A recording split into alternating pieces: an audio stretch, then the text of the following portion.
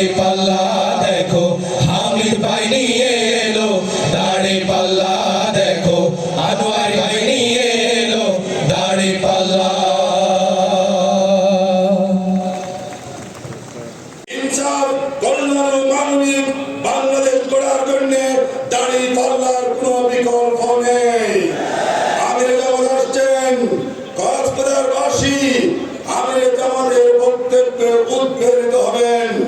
আমিরে জামাতকে আমরা আশ্বস্ত করবো ইনশাআল্লাহ, সাগর পাড়ের এই কক্সবাজার থেকে দাড়ি পাল্লা মার্কার বিজয় সূচনা আমরা করবো ইনশাআল্লাহ। সম্মানিত ভাই বন্ধুগণ, আমরা আগামী দিনের এমন একটি বাংলাদেশ চাই যেই বাংলাদেশে আর কোনো মানুষকে না খেয়ে মরতে হবে না। এমন একটি বাংলাদেশ গঠন করতে চাই যেই বাংলাদেশে আর কোনো মানুষকে বিনা চিকিৎসায় মারাত্মক মরতে হবে না। এমন একটি বাংলাদেশ করতে চাই যেই বাংলাদেশে ফুটপাতে পড়ে থাকা ওই সন্তানগুলো একটুকু মানবিক শান্তি সমৃদ্ধির খোঁজ পাবে, মানুষের মতো বেড়ে ওঠার সুযোগ পাবে।